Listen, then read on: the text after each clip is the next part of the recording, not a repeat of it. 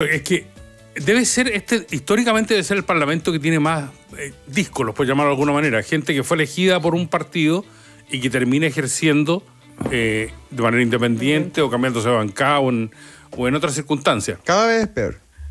¿Cada vez es peor, dices tú? Sí, porque el anterior Congreso, el primero con sin binominal, comenzó esta lógica de independentismo. Además, los independientes que van por un partido en particular de cualquier sector político tienen todos los beneficios de ser militante y ninguno de los costos de ser militante. Entonces así es bastante fácil. Lo que pasa es que están todos los incentivos para que eso suceda, además de los incentivos institucionales que no sancionan adecuadamente a aquellas personas que salen de los partidos que promovieron su elección como parlamentario. También la gente tiene que reconocerlo, es decir, las personas tienden a ponerle más atención al parlamentario que tiene más personalismo. Los medios de comunicación le dan cobertura, lo entrevistan, porque son novedosos, y el parlamentario estudioso, el parlamentario serio, el parlamentario que se toma con el peso que corresponde su rol legislador, es un parlamentario súper poco sexy desde el punto de vista comunicacional y desde el punto de vista electoral. Entonces también los incentivos sociales dan para ese tipo de comportamientos, ¿no? Entonces, vamos a iniciar el panel con Danilo Herrera. ¿Cómo estás, Danilo? Bien. Rodrigo Sandoval. Hola. Y Vales Cureta. ¿Cómo estás, Valesca? Hola, muy bien. Vamos a empezar chascarreando, pero vamos a terminar en serio. Cuando se habla de la reforma constitucional tan largamente postergada, tan vilipendiada en los últimos años, tan fracasada en su forma y en su fondo, finalmente, ¿tú estás de acuerdo que las reformas al sistema político se hagan con este Parlamento, no? Es una gran pregunta. A ver, a mí, bueno, tomando la pregunta primera de la semana, la censura de la mesa, también me parece que, bueno, lo que dice Rodrigo, secundándolo, que eso también es chacota. Es que se reitera, se repite. Se reitera y efectivamente, a ver, un tema es lo necesario. Danilo lo hablamos la vez pasada que estuvimos acá, que es muy necesaria, son necesarias esas reformas. Algunas más que otras, pero claro, queda la duda de que si este Parlamento va a estar a la altura de esas reformas, como no sé, yo creo que hay cosas que tienen que suceder, ojalá que suceda lo más pronto posible, y que esos parlamentarios serios, estudiosos y mateos puedan hacer mella de lo que estamos viviendo hoy. A mí, en lo personal, bueno, y me da mucha tristeza ver que se transforma en este circo. Y nada, yo creo que ahí, como ciudadanos, que también lo hemos hablado, tenemos que ser mucho más firmes en cuando vayamos a votar en esas elecciones. Daniel lo decía muy bien, esto de ser independiente, pero ir con un partido, pero al final después me desligo del partido y funciono solo, y eso va generando también que haya personalismo más que una democracia representativa de partidos de ideas, sino que en el fondo son personas que hacen determinadas cosas y que son electos, entonces al final se representan a sí mismos. Y no necesariamente un proyecto político, no necesariamente una apuesta partidaria. Entonces como que estas descuelgues de los partidos te van mostrando eso, que al final es lo que cada uno piensa y no hay un proyecto mayor que trascienda a la persona y al caudillo de turno. Entonces eso me parece que es preocupante. Es que llevamos mucho tiempo ninguneando a los partidos políticos per se y no al partido político X por lo que hace. Entonces, cuando tú eliminas esa categoría como una institución relevante en el sistema político que tenemos, empiezas a fomentar los personalismos. Los países más estables desde el punto de vista político son países que tienen un sistema de partidos bastante largo, y se habla de partidos de Estado, que son estos partidos que logran superar las épocas y más allá de aquellos que van apareciendo, saliendo. Es lo que pasa, por ejemplo, en España entre el PP y el PSOE, que se habla que son partidos de Estado. ¿Qué significa eso? Que son partidos que se hacen responsables de lo que va pasando, y tú te vas dando cuenta que las adhesiones que tienen esos partidos van oscilando de forma bastante importante en determinados periodos porque la gente castiga al partido. El problema es que cuando tú personalizas, se empieza a diluir eso. Entonces, finalmente los partidos políticos empiezan a hacer una suma de individualidades y por lo tanto no existe una mayor posibilidad de establecer un régimen más cohesionado respecto de lo que hace o dice cada uno de ellos.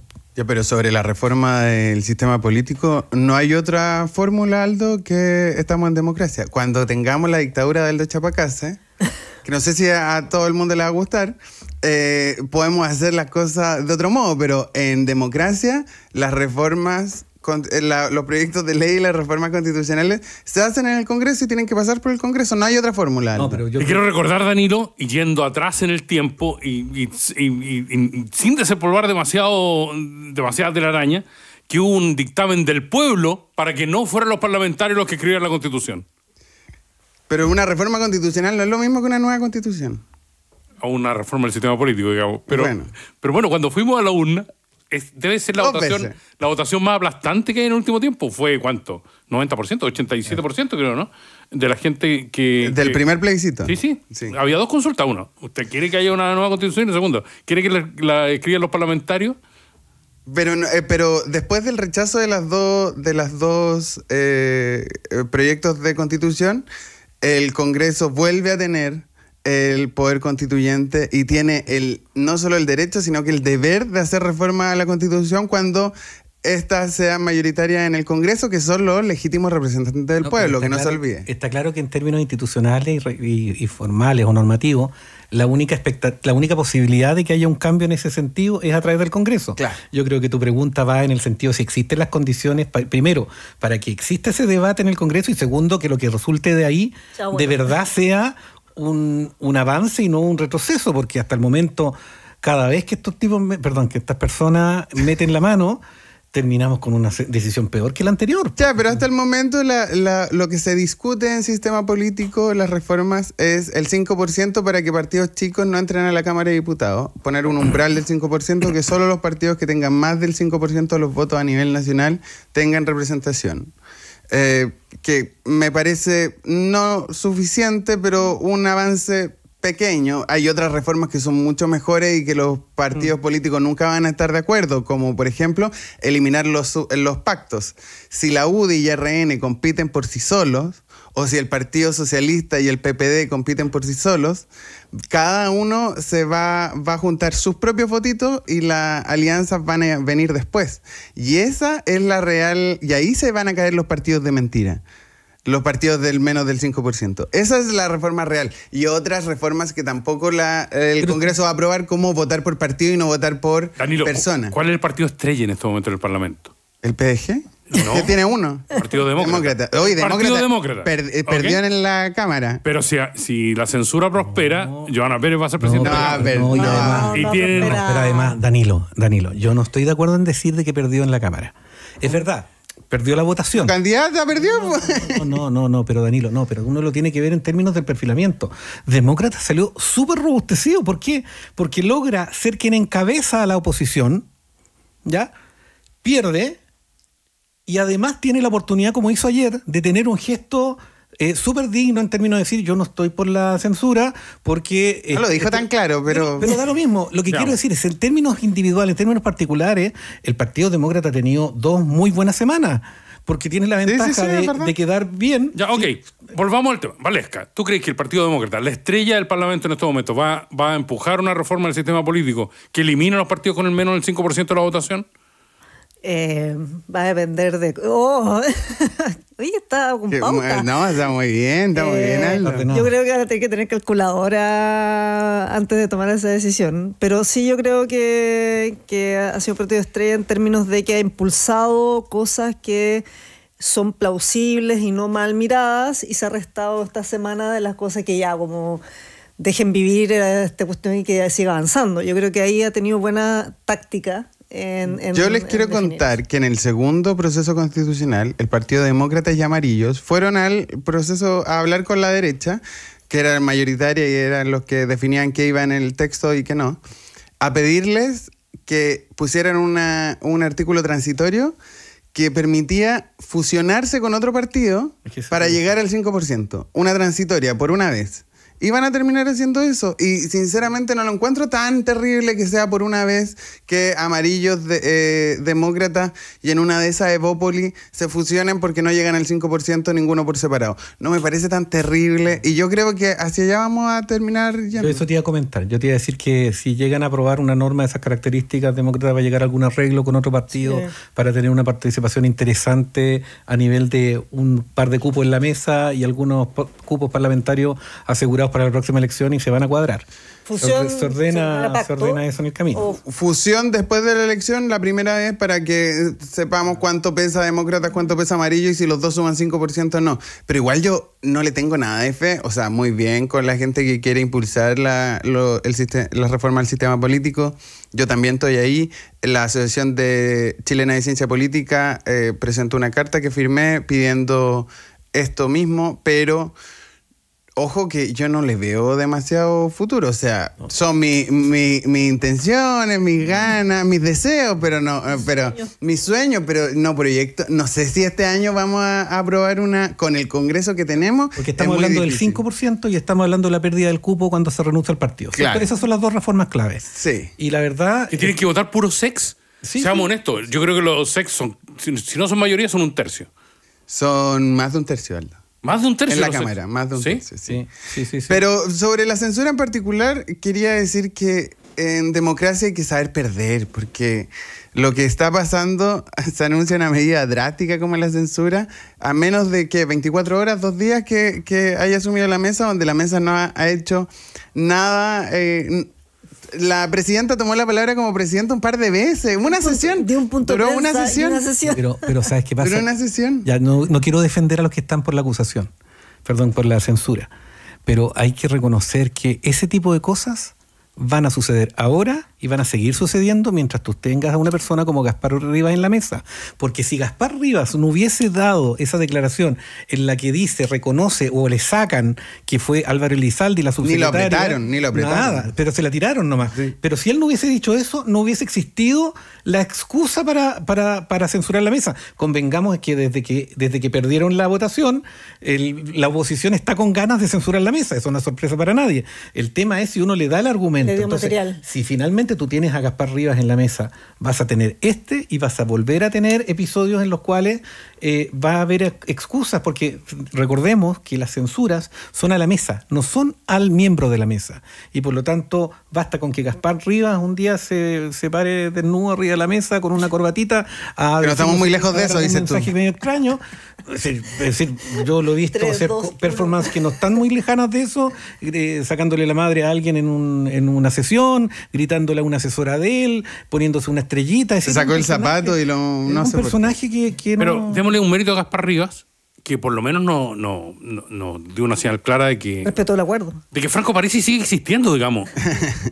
Que haya reaparecido Franco Parisi para mí es un tema noticioso en la política del país. Y dando lecciones de integridad. Pero Pero sigue allá, ¿no? ¿Pero versión Sigue holograma o versión real? Sí, física? sigue en Estados Unidos, yo creo. Cuando te refieres a allá, ¿a qué te refieres? A Estados Unidos. Sí, pero Estados Unidos es un espectro... Yo nunca sé en qué ciudad vive. No, sí, holograma. vive en ¿No? Alabama, no. No me acuerdo. Pero sí, en algún lugar de... Camila nos va a decir. Un tipo que pudo haber sido presidente de la República y que no sabemos dónde vive. Valesca, ya, ¿a ti te parece posible reordenar todo este naipe, no?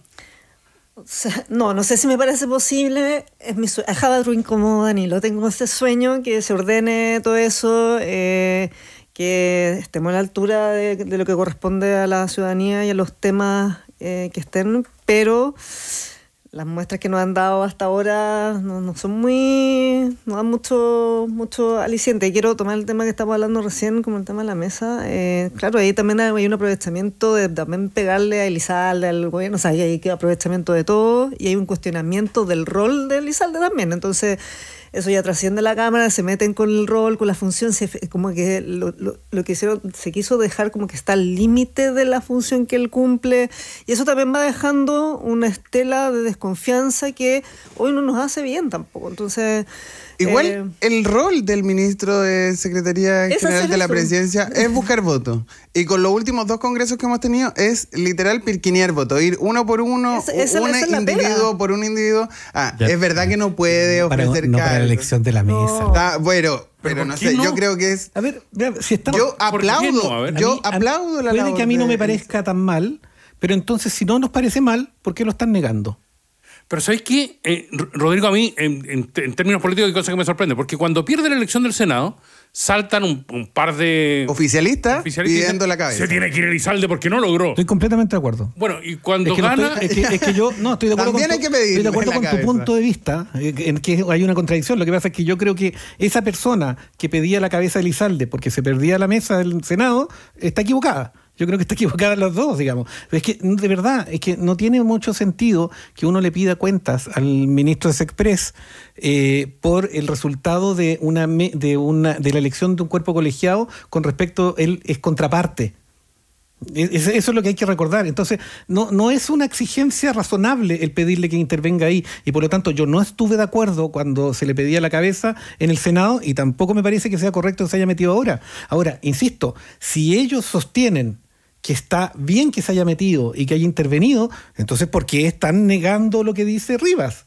Una de dos, po. O están convencidos de lo que hicieron o prefieren esconderlo, pero no puede ser porque esa ellos ambigüedad. porque ellos lo tienen que negar, porque se puede interpretar como una intervención de otro poder del Estado. Sí. Pero yo, desde esta pequeña tribuna, gracias a Aldo que me invita, yo aplaudo la labor de Álvaro Elizalde. O sea, no, eso es otra cosa. Tremenda pega, nadie le tenía fe, ni siquiera yo, y ganó. No. Me saco el sombrero, Pero tremenda pega de convengamos Elizalde. además que Jackson sale del rol también porque se le criticaba que no lograba finalmente los acuerdos, que finalmente se llevaba mal con todo el mundo, que no lograba convocar, no lograba hacer como la pega que le tocaba A hacer. Jackson cuando entraba a la sala, yo esto lo encuentro heavy, yo lo vi una vez porque estaba en el Senado, entraba al Senado y los senadores lo pifiaban. Como lo pifiaban, literal, no estoy y yo pregunté, ¿esto pasó algo? No, siempre ocurre.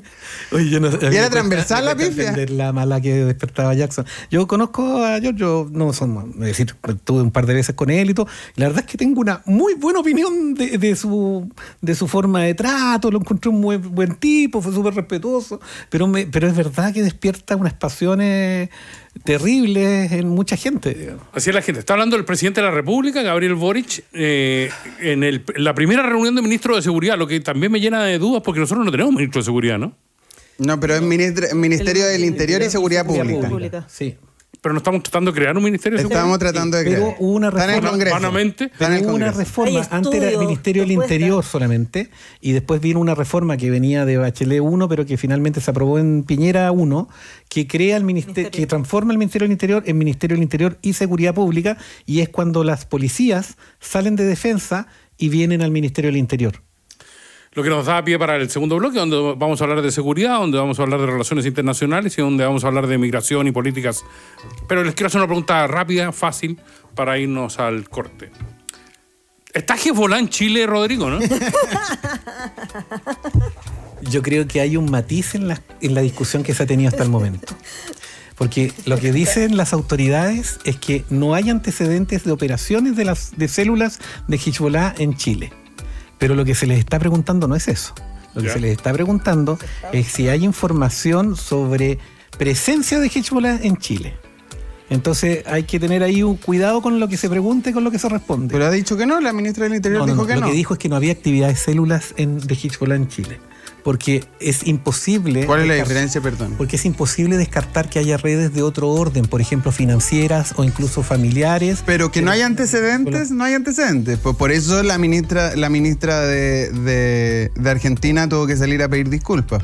Porque ella dijo en su comunicado que se vio el presidente Boric a Twitter. Yo creo que eso no lo debería hacer, pero bueno, ¿quién es uno? Pero ayer un montón de gente en Iquique se estaba afectando, Valesca.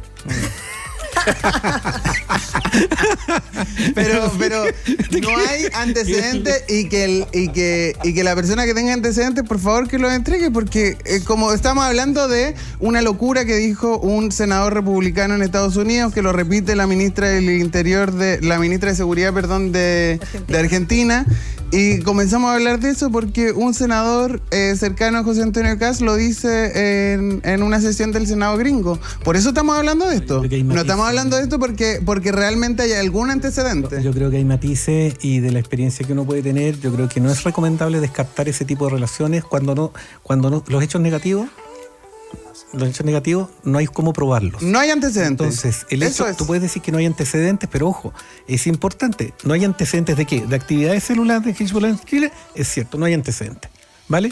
Yo creo que es más difícil descartar la existencia de redes, por ejemplo, de orden financiero, porque las organizaciones de estas características operan con redes bastante más amplias, bastante más globales, y lo que terminan haciendo es que justamente hay muchas de esas redes que están presentes en lugares en donde no tienen actividad, porque precisamente es ahí donde pueden hacer operaciones fuera de la vista. Claro, pues eso es. Ya, Valesca, pero eso no pasa con todo. ¿Estás seguro, Valesca, no? Yo, claro, estoy ahí de acuerdo con no hay antecedentes.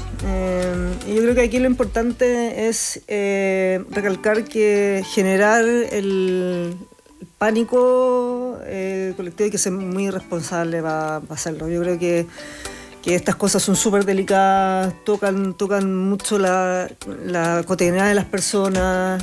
Es muy grave, yo creo. Eso sí, las haya o no las haya, no es un tema de conversación. Es un tema, o sea, como que eso yo creo que hay que resguardarlo. Ok, nos vamos a la pausa entonces. Gestiona la solicitud de tus colaboradores de manera fácil e intuitiva con Talana, la plataforma de aplicación de recursos humanos más descargada y mejor valorada es Talana. Si estamos hablando de esto es porque está en la pauta. Quiero reivindicar mi rol acá. Muy bien. Últimos días, aprovecha la preventa exclusiva para Disney on Ice con tus tarjetas Banco Estado y conoce a tus personajes favoritos comprando tu entrada con un 25% de descuento. Conoce más en bancoestado.cl. Primera vez que pesca la pauta y lo retan. Vive tranquilo con Prosegur Alarms. Contrata tu alarma hoy con un 50% de descuento en la instalación y comienza a pagar la mensualidad en julio. Solicita tu asesoría gratis al 600-586-1000 o en prosegur.cl. Ya volvemos junto a Valesca Ureta, Danilo Herrera y Rodrigo Sandoval. Ya regresamos con los temas del Chile de hoy. País ADN por la 91.7.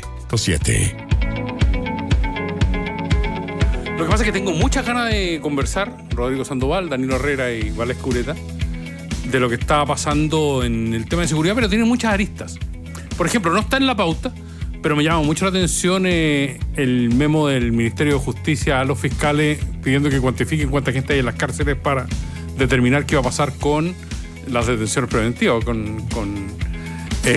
lo que ha pasado en el último tiempo. Pero creo que el fenómeno Maduro es demasiado fuerte, Valesca, ¿eh?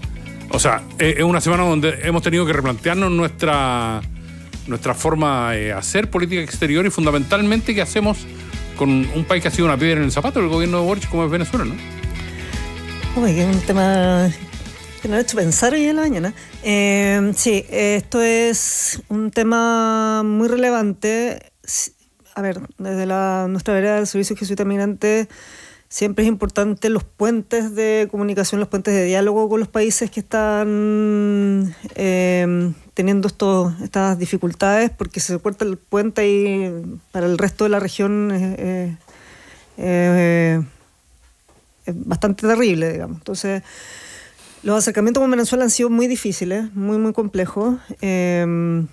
Sin embargo, logramos sortear en esta vuelta el embate, pero lo que sí esperamos es que haya una concreción en esos términos, y en el ideal, desde la vereda que me toca representar, es también ir avanzando en cómo Venezuela va resolviendo sus temas internos, que eso es como una quimera, si uno pudiera pensarlo ahora, porque hay personas que lo están pasando muy mal y que por eso la migración se produce. La migración y los flujos importantes de venezolanos tienen que ver con la crisis política, humanitaria, social y económica que tiene el país.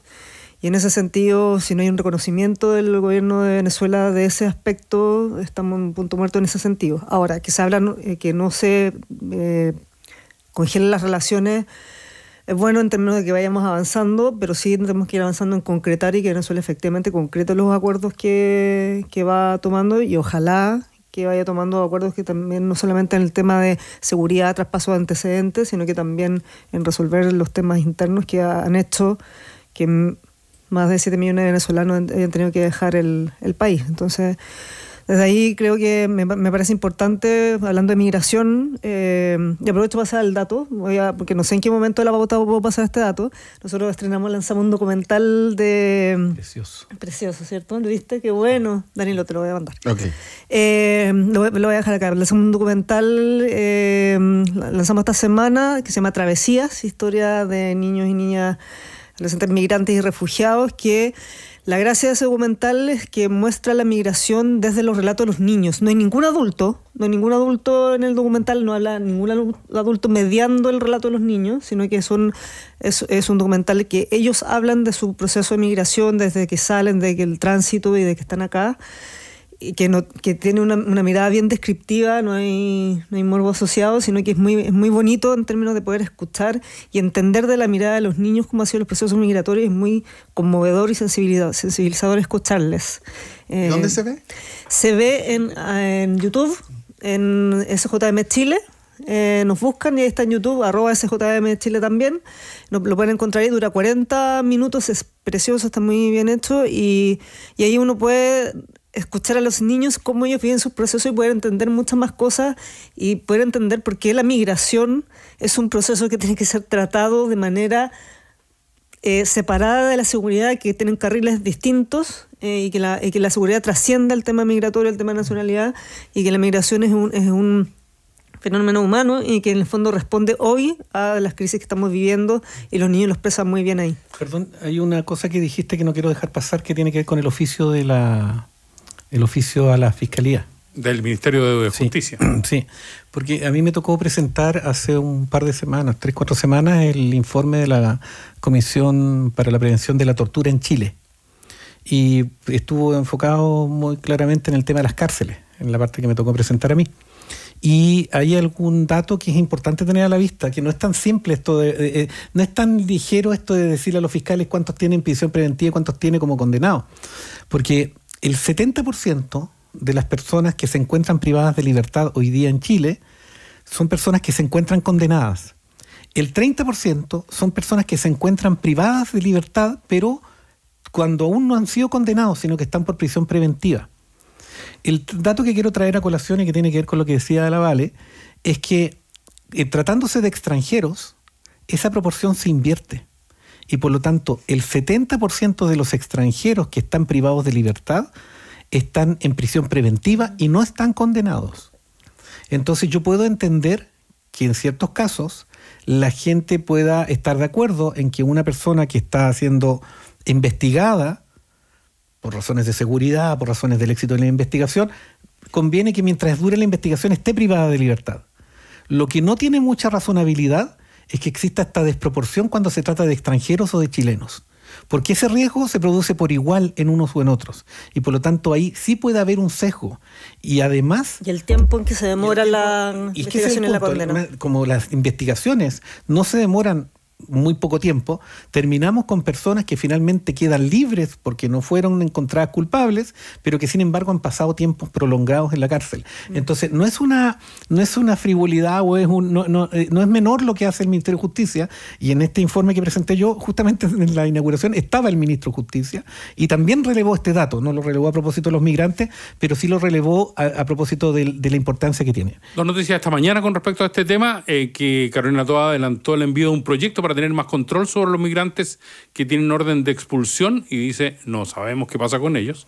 Y segundo, que Venezuela aceptó un vuelo para concretar expulsiones en mayo. Danilo Herrera, ¿cuál es tu opinión al respecto? Qué bueno que terminamos por no hacerle caso a la ultraderecha que pedía terminar relaciones con Venezuela, porque no podríamos tener estas conversaciones, o al menos sería más difícil tener estas conversaciones con el gobierno de Venezuela. Pero sobre lo que dijo, yo quiero relevar otra cosa que dijo Cordero, que es que todos quieren más presos, todos quieren más cárceles, pero nadie quiere la cárcel en su barrio o en su comuna. Y eso no tiene solución.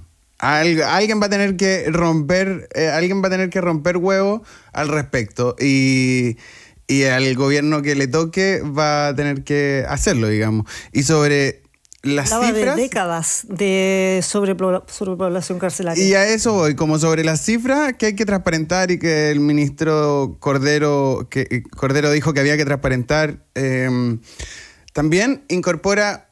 Hay varias razones por qué tenemos que tener esta cifra a mano y al día, digamos, pero también la real necesidad que tenemos de mejorar la calidad de vida de los presos. Porque muchos viven en condiciones infrahumanas. Entonces, yo sé que es un poco sexy y quizás la gente que nos está escuchando le da rabia lo que estoy diciendo, pero de verdad hay personas que están viviendo en condiciones infrahumanas y que esto es completamente responsabilidad del Estado. Y le estamos quitando derechos fundamentales a esas personas. Yo tengo ahí 2 puntos que me parecen importantes decir. Uno, lo que plantea Danilo con el tema que es estructural, con el tema de las cárceles, que lo dice, son décadas. Y es muy chistoso porque todos dicen es década que esto está pasando, pero nadie resuelve. Entonces, como que al final es como que todos sabemos que hay un problema, pero nadie lo ha resuelto. Décadas de falta de tema carcelario, y pasa lo mismo con educación, que décadas de colegios que se han cerrado, en lugares donde no se han construido en décadas colegios, y en tema cárcel y colegio, la migración la que tiene la responsabilidad cuando hay un problema estructural de años. Eso punto número 1. Y punto número 2, que a mí me parece, yo siempre pongo estos temas más de lo social, pero hay estudios, pero por doquier, de la inversión que se debe hacer en igualdad de condiciones en la primera infancia para evitar que para tener proyecto de vida de los jóvenes, bla, bla, bla, bla, bla, y que te va bajando el nivel de criminalidad, y que en el fondo te sale más barato que tener en las cárceles y todo, y que eso son inversiones a largo plazo en infancia, en niñez. Y dicho sea de paso, la niñez que siempre queda relegada, con menos presupuesto cada vez, y que no estamos invirtiendo ahí, y por lo tanto después necesitamos más cárceles que nos salen más caro y al final tenemos problemas sociales. Entonces creo que estos son puntos súper estructurales y profundos que nos tienen que hacer como poner la pelota al piso y salir como de la discusión superficial de lo que va ocurriendo como en la contingencia. Porque también el ministro de Educación lo dijo la otra vez, bueno, nosotros sabemos que hay falta de matrículas, pasa todo esto todos los marzos, y ha pasado siempre, entonces, y todos dicen lo mismo, todos los gobiernos. Esto sí. Entonces, como que ya si lo sabíamos, ¿por qué no hemos hecho algo? Entonces, ahí me parece que estos temas es muy necesario tratarlos de lo profundo, de lo estructural, sumado a la contingencia, pero de lo estructural, porque si no nos y en 5 segundos, perdón, en 5 segundos, solo agregar que tengo mi mayor temor al respecto es que aparezca un Bukele chileno aprovechando, sabiendo que José Antonio Kast fue a El Salvador la semana pasada, que diga que la solución es crear una mega cárcel en alguna isla, que fue una propuesta de Lavín hace mucho tiempo. Sí. Y ese es mi mayor temor, que en base a esto el populismo nos consuma. Mira, yo uno de los... Con Vale compartimos cierto activismo pro-migrante, pero a mí siempre me ha llamado la atención que nosotros tendemos a identificar ciertas preocupaciones con ciertos sectores en ciertos debates. Lo que quiero decir es lo siguiente. Como que toda persona que piensa que hay que cambiar las condiciones en la cárcel necesariamente prefiere la dignidad y los derechos de los presos por sobre la seguridad y los bienes jurídicos que estos violentan cuando cometen un delito. Y creo que esa es una contradicción completamente falaz. Porque yo, precisamente, cuando tengo determinadas posturas sobre el tema migratorio, en que digo hay que facilitar la migración y todo, lo hago porque esa es una migración que es más segura para todos. Una migración restricta es una migración que genera las condiciones que tenemos hoy día nosotros. En los últimos 4 o 5 años hemos tenido como nunca restricciones para el ingreso regular de personas, y han sido precisamente los años en los cuales ha reventado el ingreso clandestino, y todos los problemas que tenemos de delito se deben al ingreso clandestino. Con respecto a las cárceles, yo creo que hay una reflexión que tenemos que tener. A mí no me parece mala idea que Kast vaya a conocer las cárceles en El Salvador. Y tampoco me parece tan mala idea el debate que ha tenido El Salvador con respecto a sus cárceles. Porque no hay que criminalizar las preguntas. Yo creo que hay que preguntarse qué es lo que queremos que suceda dentro de la cárcel, para los fines que todos queremos. Es importante el tema de la dignidad de las personas que están privadas de libertad, pero también es importante que lo que suceda en la cárcel signifique menos delitos después. Entonces, lo que uno tiene que preguntarse es si tener las cárceles que tenemos hoy día, con el nivel de hacinamiento, con el nivel de denigración de la dignidad que tienen las personas dentro, con la entrega que le hemos dado dentro de las cárceles a las organizaciones criminales para que definan quién duerme arriba de un colchón, quién no es violado, quién tiene determinadas condiciones o no de alimentación dentro de la cárcel, lo que estamos haciendo es generar condiciones que no solamente se repliquen, sino que además se aumenten la predisposición delictiva de las personas que entran. Entonces yo creo que hay que tener una reflexión respecto de como sociedad de qué queremos que signifique la cárcel. A mi modo de ver, lo que uno tiene que plantearse en la cárcel es hacer una gran inversión que, por ejemplo, signifique que las personas que están privadas de libertad de verdad tengan una privación de libertad en dignidad, pero por ejemplo con ciertos niveles de aislamiento, que esto no sea una fiesta eterna, con música, regulando las horas en las cuales las personas conviven con otros, regulando lo que sucede en la celda, pero eso requiere dinero, requiere inversión, y como tú, Danilo, lo dijo muy bien, esto significa una inversión enorme, enorme, pero si nosotros queremos de verdad que la cárcel sea un elemento que contribuya a la lucha contra el delito y no que coadyuve a que el delito siga creciendo, hay que meter la plata donde uno pone la boca. Y eso no ha sucedido porque todavía nadie se atreve a tener el coraje de tener posturas serias con respecto al tema de qué es lo que debe hacerse con el régimen presidiario. ¿Danilo? Solo quería aclarar que tenemos que lo del hormigón, qué tipo de cárcel, el hormigón armado que hizo la cárcel de Bukele, no el problema es que en El Salvador se violan sistemáticamente los derechos humanos porque se mete a la cárcel a gente por tener tatuajes. Porque la Mara se relaciona, la pandilla se relaciona con... Pero el no es la cárcel necesariamente, sino que es cómo llegas a la cárcel, en ese caso, digo. También hay cosas que pasan dentro de la cárcel. Danilo, ¿te parece conveniente un cara a cara entre Maduro y Boric, no? No, a mí no me parece mal per se. Pero es un problema tener este debate. A ver, las relaciones internacionales las tiene el presidente de la República porque es el jefe del Estado. Si el jefe del Estado dice, cree que para tener más aviones disponibles a Venezuela, para ponerse a discutir temas de crimen organizado en territorio nacional, ¿corresponde que vaya, que tenga una reunión con Maduro? Me parece razonable. Además, juntarse con Maduro no significa validar una posición de demócrata. El presidente Boric ha dicho en reiteradas ocasiones que en Venezuela hay una dictadura. Entonces, no me parece que, porque la crítica que viene de la derecha es que juntarse con Maduro, y por eso el mismo discurso de cortar relaciones, juntarse con Maduro es validarlo como jefe de Estado. Bueno, es jefe de Estado igual. O sea, es un dictador, pero es un jefe de Estado y ella hay que sentarse con él o con los ministros que se siente... Ahí la definición estratégica da lo mismo. O sea, ellos la tendrán que tomar, nosotros no nos podemos hacer comentaristas de esto. Las relaciones diplomáticas son por definición oportunistas e instrumentales. No existen un deber ser en términos de qué hacer o qué no hacer. Es lo que le conviene a los intereses del Estado. Es decir, y además la gente tiene tan poca memoria. Hace poco estaban canonizando a Sebastián Piñera, la derecha, y sin embargo Sebastián Piñera fue guardia de honor en el ataúd de Hugo Chávez.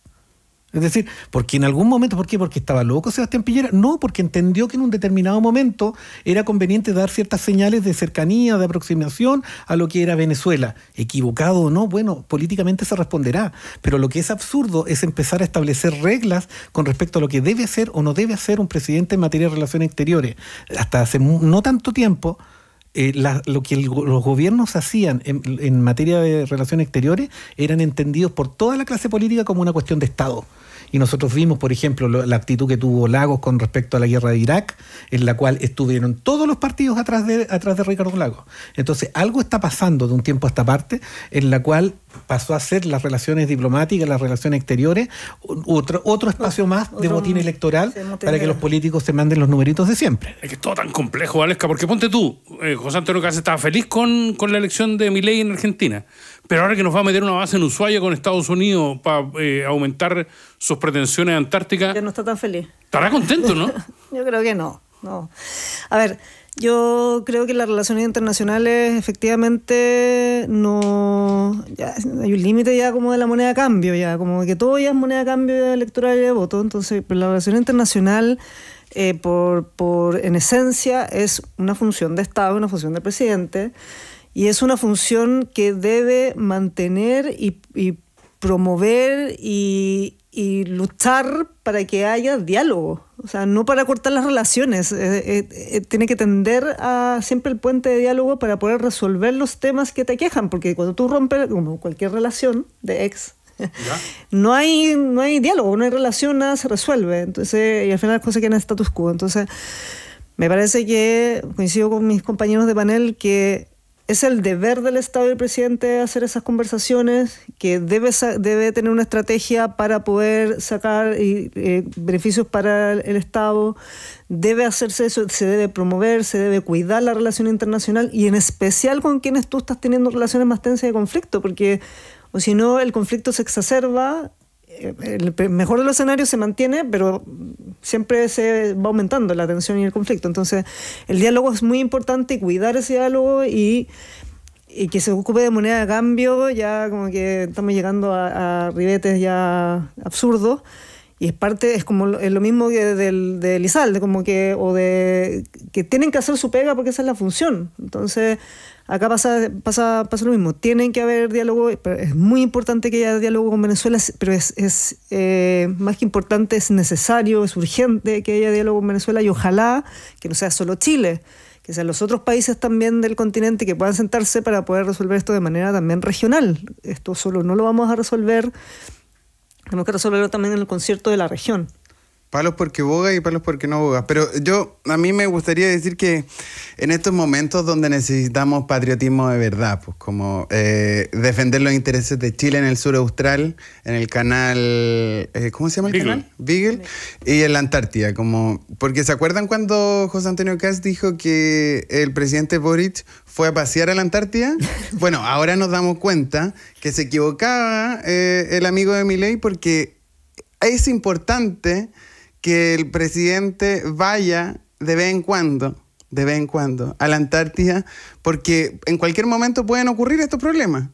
Y está bien tener presencia en la Antártida y tener presencia en el sur austral de Chile.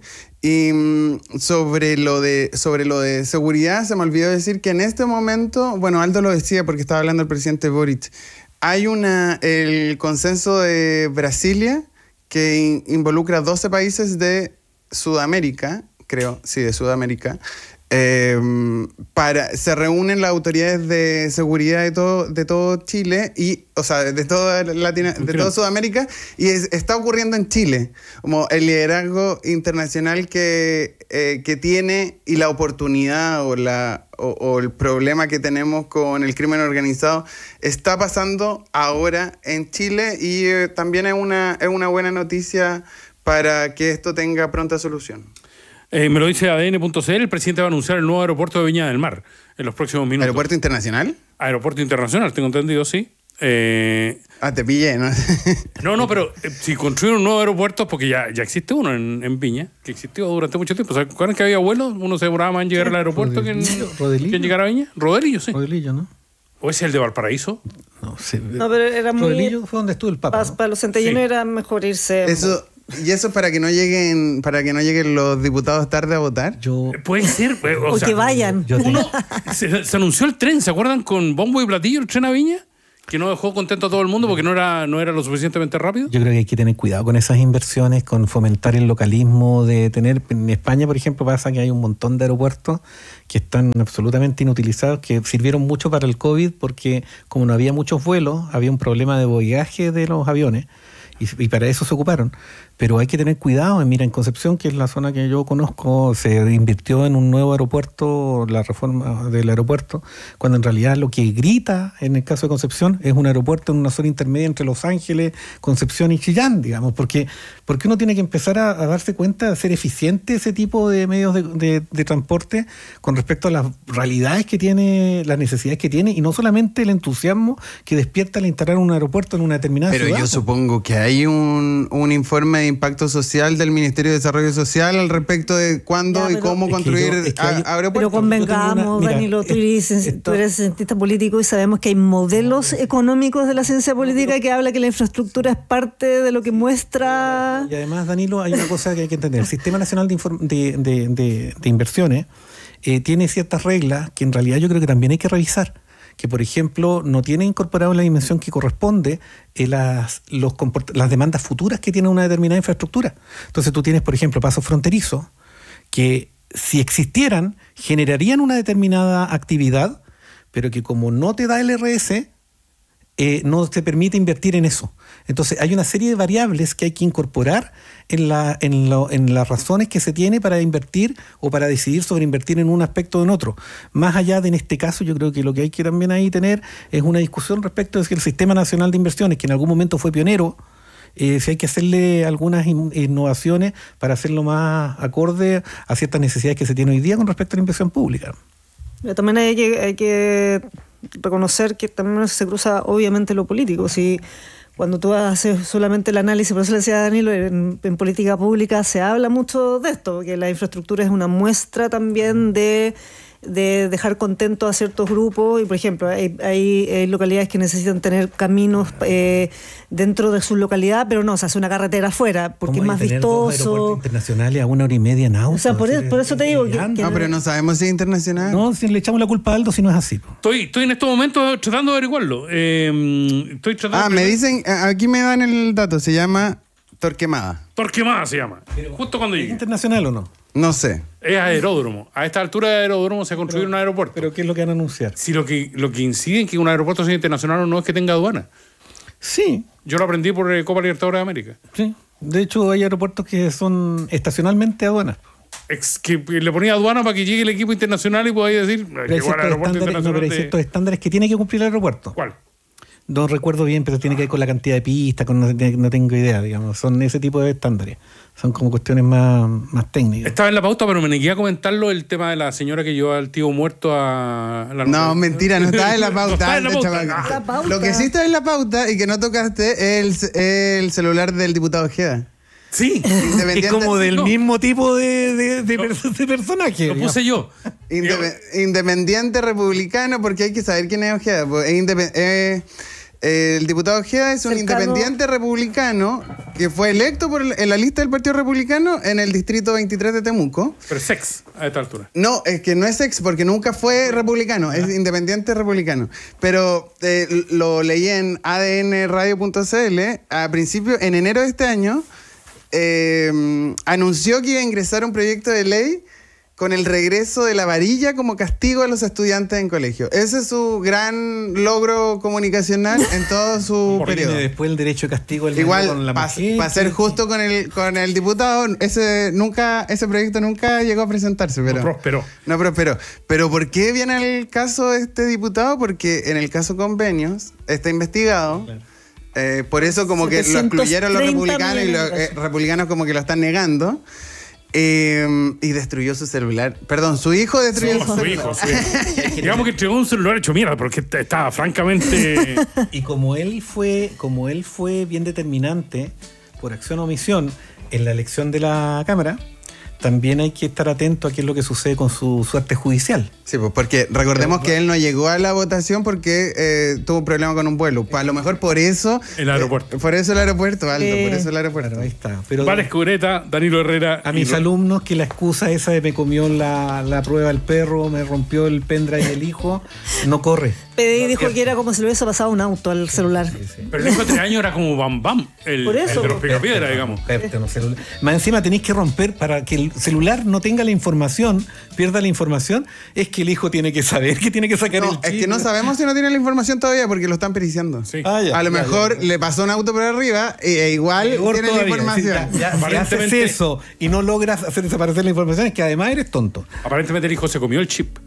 Con Prosegur Alarm se inicia el mes con toda la seguridad que necesitas. Contrata tu alarma hoy con un 50% de descuento en la instalación y comienza a pagar la mensualidad en julio. Solicita tu asesoría gratis al 600-586-1000 o en prosegur.cl. Y en Maletec encuentra los mejores lockers y casilleros para tu empresa ahora. Conoce sus nuevos productos siempre con stock permanente, los mejores precios y la calidad que solo Maletec puede entregarte. Maletec, Son especialistas en soluciones de custodia, equipamiento inmobiliario, cotiza en maretec.cl. Yo quiero agradecer a Aldo Chapacase porque es primera vez, está solo, no tiene el control de Isa Tolosa y es primera vez Felicitaciones. que se cumple la pauta en este programa. Felicitaciones. Gracias, Aldo Estaba Chapacase. pensando que el hijo diputado, cuando llaman al diputado, el hijo quiere ir al baño, no sé. Si se comió el chip, ¿qué consecuencias tiene eso? No se comió el chip, fue un chiste, Rodrigo, por favor. Pero yo te creo, po. Aldo, estuviste súper Mateo, felicitaciones. ¿Sí o no? Respetaste la pauta, yo tiendo a creerte. Felicitaciones. ¿Qué pasa? Hay que avisarle a Bowen. Hay que avisarle a Bowen. Ah, Bowen, sí. Hay que saber, porque para hacer el programa redondo hay que saber si el aeropuerto es internacional o no. Po. Claro, claro. En el próximo bloque lo digo. El martes me... Terminemos a tiempo, por favor. Ahora Ya. que no está Isabel, terminemos a tiempo. Está bien. Ya. Conversar es nuestro mayor patrimonio. País ADN con Aldo Chiapacase.